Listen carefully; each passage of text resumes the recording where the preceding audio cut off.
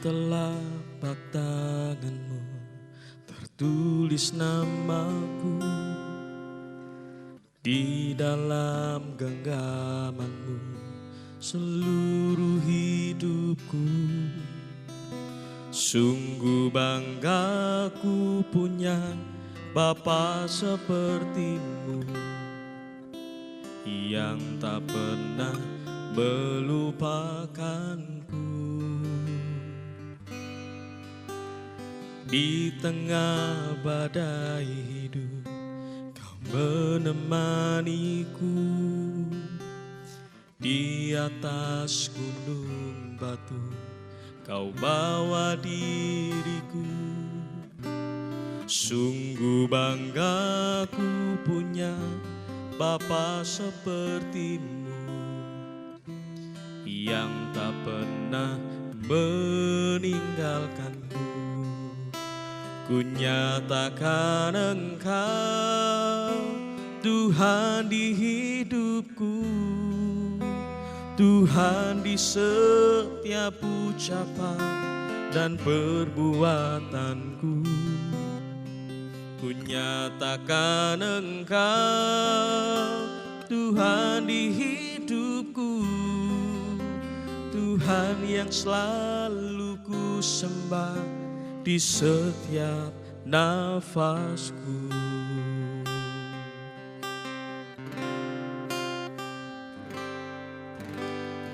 Di telapak tanganmu tertulis namaku,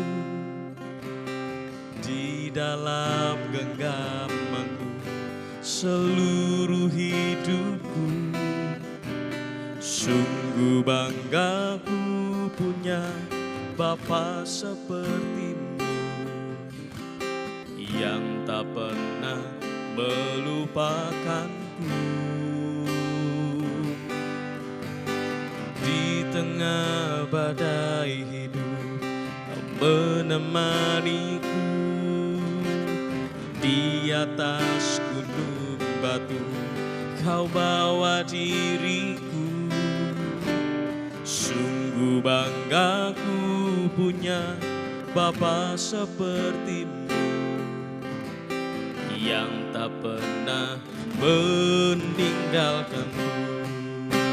Ku nyatakan Engkau Tuhan di hidupku, Tuhan di setiap ucapan dan perbuatanku. Ku nyatakan Engkau Tuhan di hidupku, Tuhan yang selalu ku sembah di setiap nafasku. Ku nyatakan Engkau Tuhan di hidupku, Tuhan di setiap ucapan dan perbuatanku. Ku nyatakan Engkau Tuhan di hidupku, Tuhan yang selalu ku sembah di setiap nafasku. Oh, Engkau ku sembah, kan ku nyatakan Kau Tuhan yang berkuasa. Haleluya, kami nyatakan Kau dalam hidup kami, di setiap langkah Kau selalu ku sembah.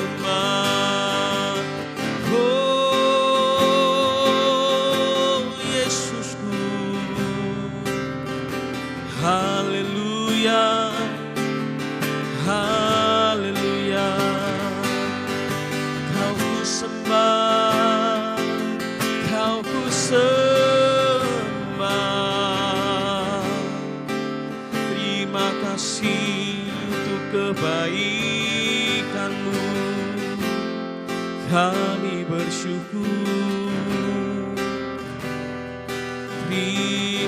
kasih.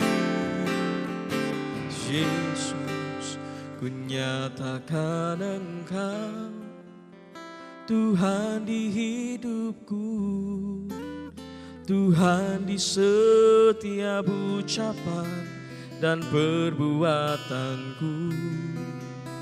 Ku nyatakan Engkau Tuhan di hidupku, Tuhan yang selalu ku sembah di setiap nafasku.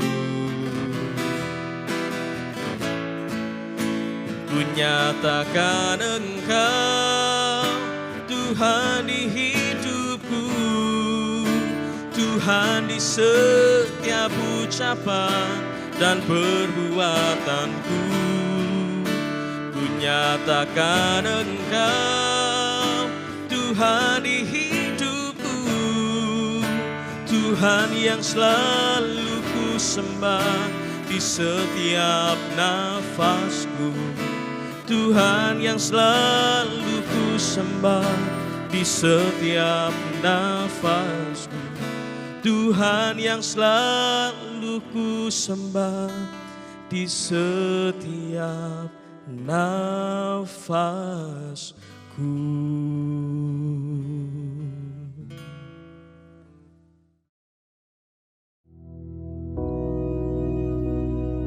Bapa kami yang di surga, dikuduskanlah namamu, datanglah kerajaan-Mu, jadilah kehendak-Mu di bumi seperti di surga. Berikanlah kami pada hari ini makanan kami yang secukupnya, dan ampunilah kami akan kesalahan kami, seperti kami juga mengampuni orang yang bersalah kepada kami. Dan janganlah membawa kami ke dalam pencobaan, tetapi lepaskanlah kami daripada yang jahat. Karena Engkaulah yang empunya kerajaan dan kuasa dan kemuliaan sampai selama-lamanya. Amin.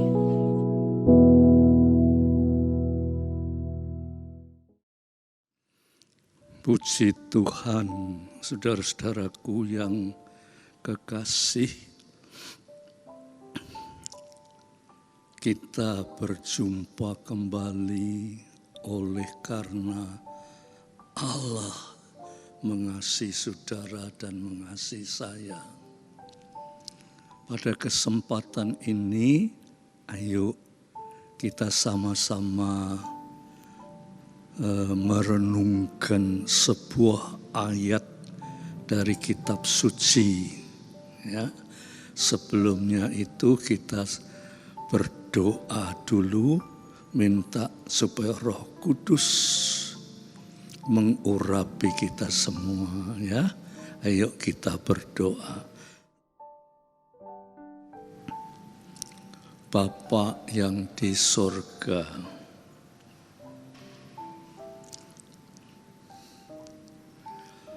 kami mohon kesempatan ini Tuhan, akan kami gunakan semaksimal mungkin untuk bisa mendengar firman-Mu dan melakukannya. Biar Roh Kudus mengurapi kami, supaya firman-Mu itu menjadi terang bagi kehidupan kami. Terima kasih Bapa, dalam nama Yesus Kristus. Amin. Kita akan baca bersama-sama di dalam kitab Amsal. Amsal pasal 16 ayat 22. Amsal 16 ayat 22.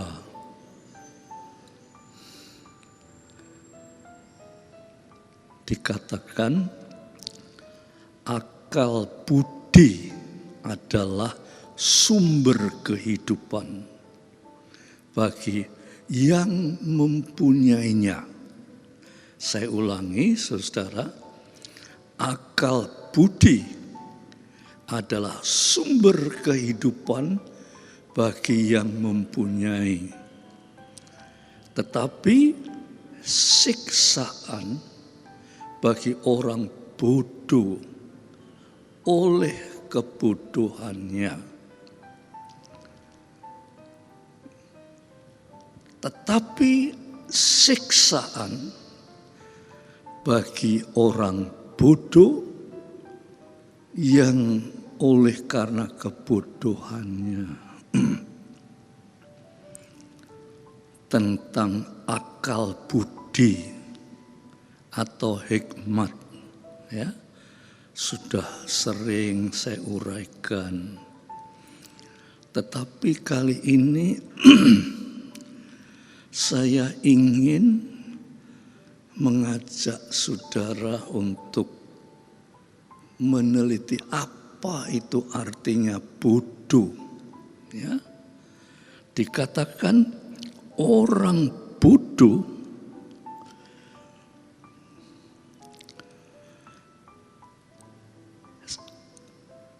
tetapi siksaan bagi orang bodoh adalah kebodohannya.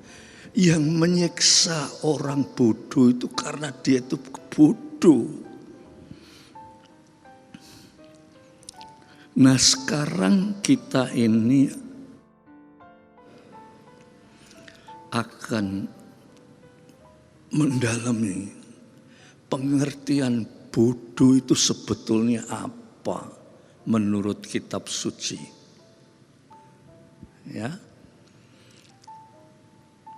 Kalau pengertian manusia, ya, bodoh itu adalah orang yang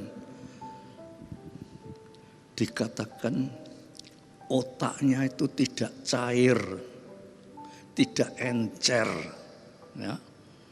Biasanya orang memuji orang sing pinter tuh, wah, otaknya encer. Jadi orang bodoh itu otaknya kental, mungkin begitulah. Tapi saudara-saudara, itu kan sebatas-batas pengertian manusia.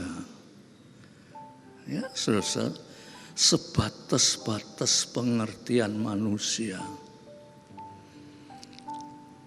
Nah, sekarang kita mau bicara orang bodoh di dalam kitab suci ini, ya, itu ditulis dalam bahasa asing disebut dalam bentuk alegoris.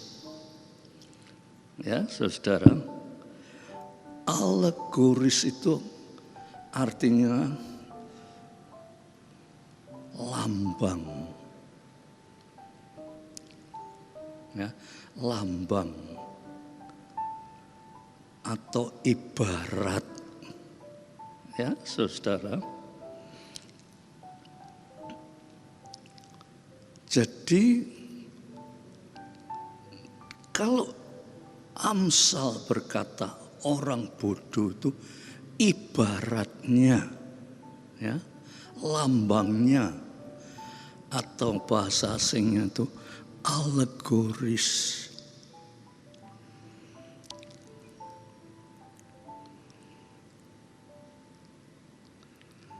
Jadi saudara-saudara, kalau kita berbicara bodoh, itu sebatas pengertian manusia. Karena kamu bodoh ya hidupmu tidak bisa enak. Ya. Karena kamu bodoh, itu sebatas pengertian manusia. Tetapi kalau Alkitab berbicara tentang bodoh, itu berbicara tentang bodoh untuk menanggapi hal-hal yang bersifat rohani. Ya, saudara, menanggapi hal-hal yang bersifat rohani. Umpamanya, ya, saya beri contoh ini.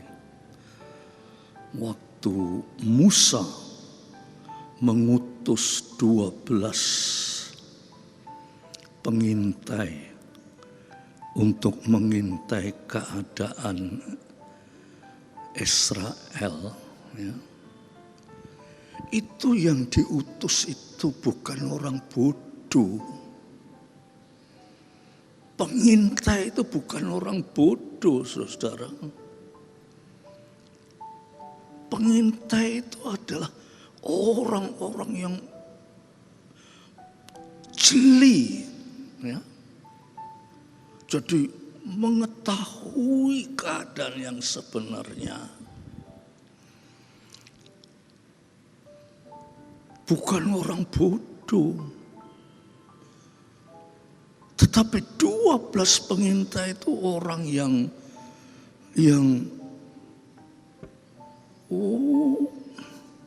orang yang bisa diandalkan loh, saudara. Ya. Tetapi setelah mereka kembali, 10 diantaranya itu berkata, loh, aduh, betul Kanaan itu, wah, tempatnya air susu dan madu dan berlimpah-limpah. Tapi juga orang-orangnya itu orang raksasa-raksasa. Kita ini berhadapan dengan mereka itu, kita itu podo belalang. Tidak iso kita mengalahkan mereka. Lebih baik jangan. Sebab kalau kita menyerbu ke sana, podo baik kita ini nyerahkan nyawa.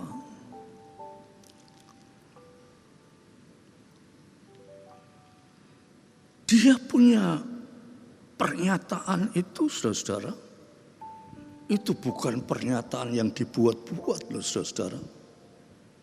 Itu pernyataan yang betul-betul dia secara jeli, dia tahu bahwa kita tidak akan bisa menang. Secara manusia kita tidak akan bisa memperoleh kemenangan.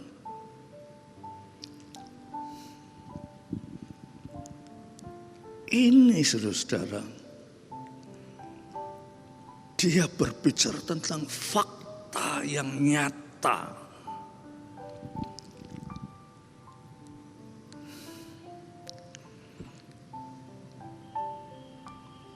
Tetapi saudara, secara rohani dia itu orang yang bodoh.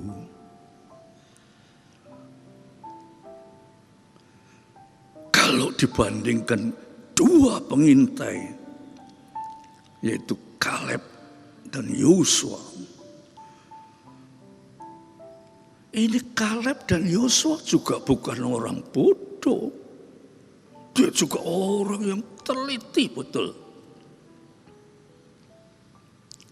Tetapi dia berkata, "Tidak usah takut. Ya, tidak usah takut walaupun mereka itu raksasa. Tidak usah takut. Allah menyertai kita."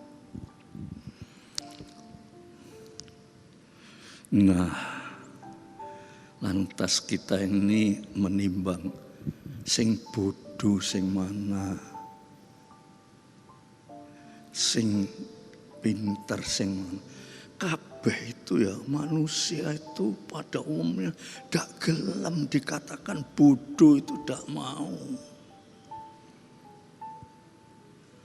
12 pengintai itu bukan orang bodoh, tetapi pandangan secara rohani dia itu bodoh. Pandangan secara rohani Kaleb dan Yosua itu orang yang bijaksana, orang yang berhikmat. Nah, saudara-saudara, andai kata itu Musa menuruti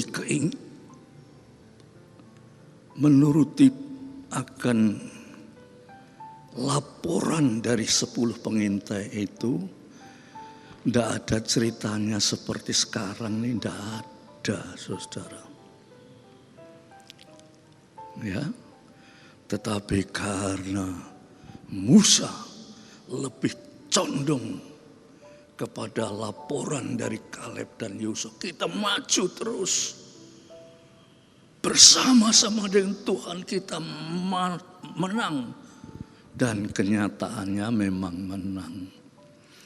Ini yang dikatakan orang yang bodoh dan orang yang pintar.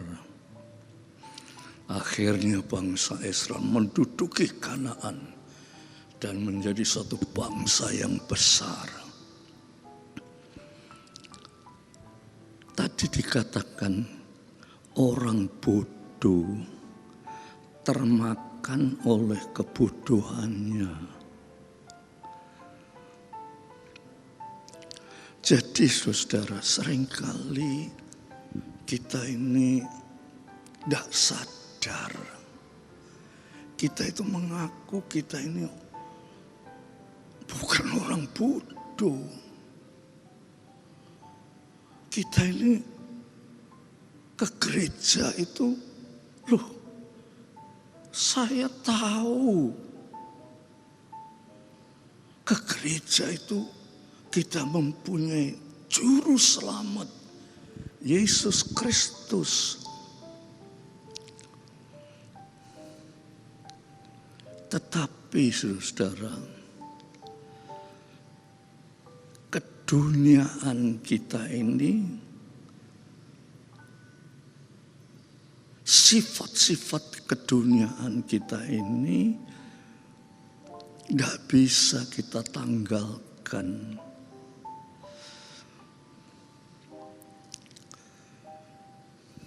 Sebab mereka berpikir, loh, lah nek aku ini ke gereja dan menanggalkan dunia ini, lantas saya tidak bisa mencapai cita-cita kita. Cita-cita saya itu saya harus menjadi orang yang kaya, yang pintar, yang berkuasa. Nah, dikatakan orang bodoh termakan oleh kebodohannya.